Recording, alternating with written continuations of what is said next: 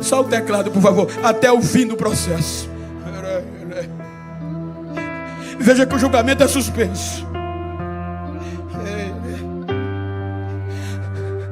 Aí Paulo diz: aonde Jesus foi? Filipenses 2:6. Quando a acusação disse ele não pode, ele é suspeito, tem prerrogativa, ele não levou em conta o título e a origem de ser Deus. Versículo 7. Ele se esvaziou. Ele disse: Pai, eu vou abrir mão do meu título, eu vou abrir mão da minha origem divina, eu vou me esvaziar da minha glória, das minhas prerrogativas, mas não vou abrir mão deles, Pai. Eu vou me humilhar, vou me tornar homem como eles, mas vou assumir o processo, vou descer.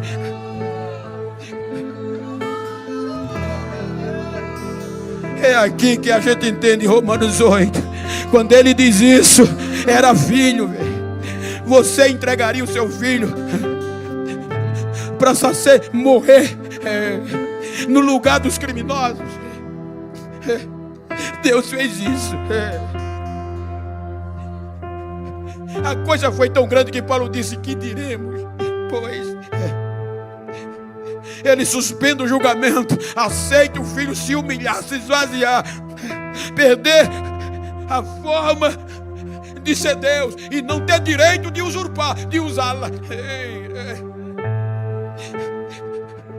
Ele vem como um homem comum. Ele é sujeito às mesmas paixões que nós temos. Aquele desejo que você tem como ser humano, ele veio do mesmo jeito. 90% da sua vida, 30 anos,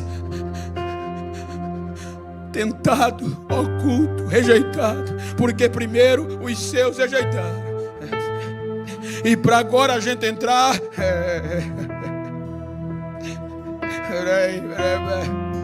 o relacionamento agora não ser só para os judeus. Aí Deus diz: já que eles rejeitaram, eu vou atingir a todos, judeus e gentios.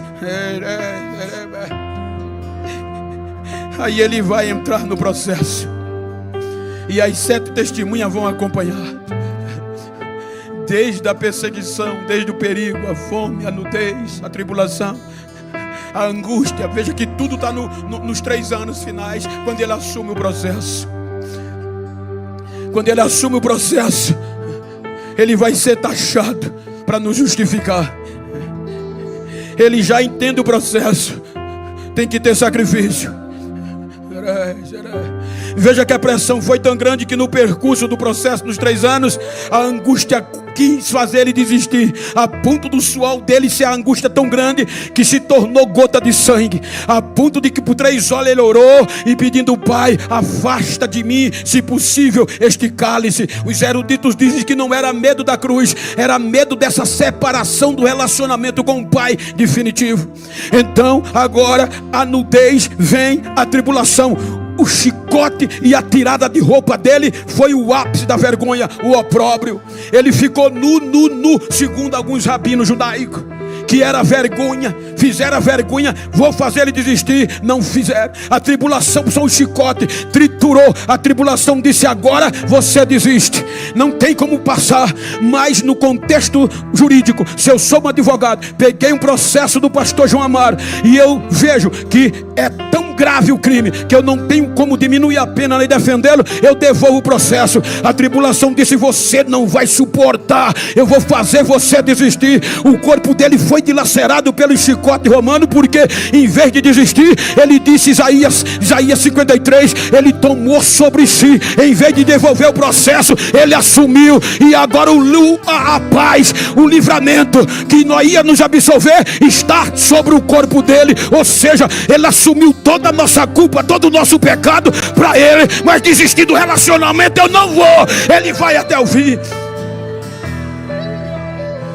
Quando Ele assume, a espada vem, e a espada é a morte. Ele foi transpassado. O nosso processo arrebentou com Ele.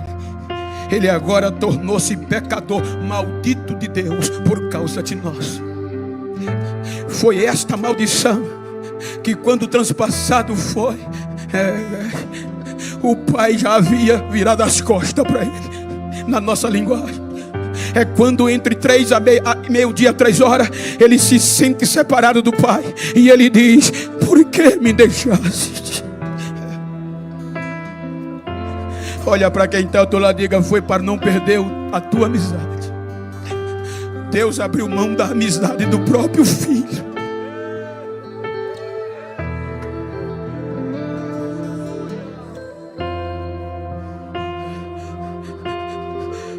Aí o julgamento vem, que era para nós. O julgamento está suspenso, mas aí a espada vem. Assim como a espada veio no primeiro Adão, ela vem no segundo. Por isso que Paulo diz que pelo primeiro Adão veio a morte. Agora o segundo Adão assume o pecado do primeiro, consequentemente de todos nós. Aí a morte vem. Eu disse, vou repetir, que estou falando sobre a amizade. Se você pesquisar no YouTube, tem uma matéria científica chamada autólise. Vai lá para tu ver.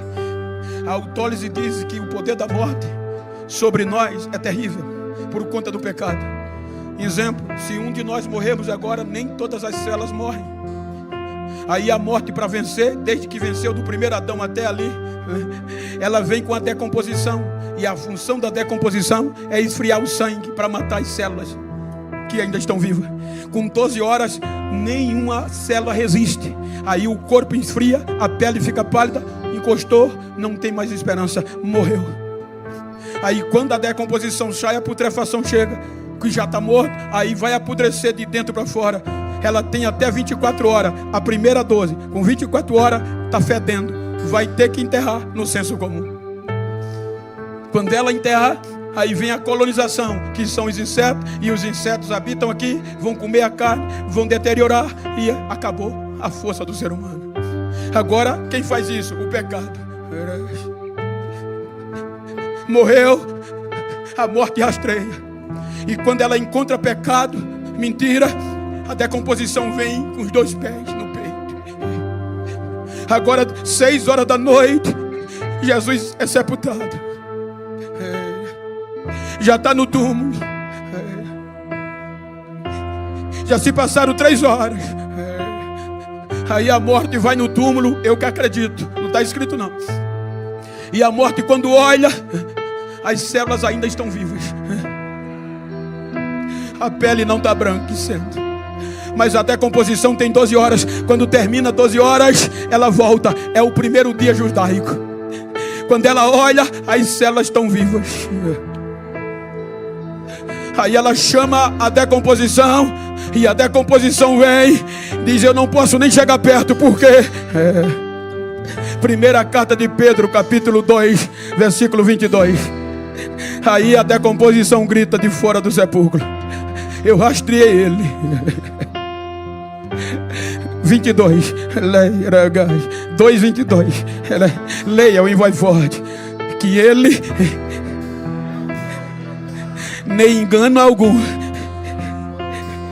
Aí ela não pode entrar, porque a Bíblia diz que o processo era nosso, o pecado era nosso. E a Bíblia diz que o processo terminou na cruz. Ele largou o nosso pecado na cruz. Quando vai sepultado, já é o advogado sem pecado, limpo, puro, restaurador do relacionamento.